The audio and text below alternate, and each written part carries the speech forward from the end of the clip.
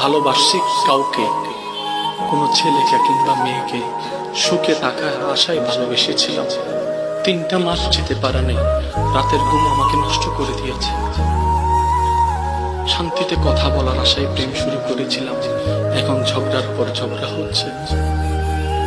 হাসি খুশি থাকার জন্য প্রেমে পড়েছিলাম, রাতের ঘুম হারাম হয়ে যাচ্ছে।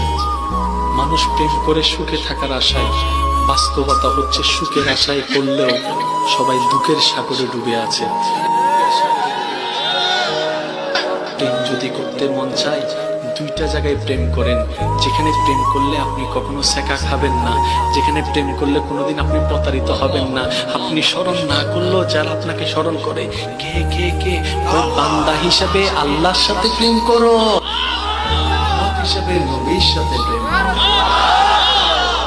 সেকা দিবে না আপনাকে, ভুলে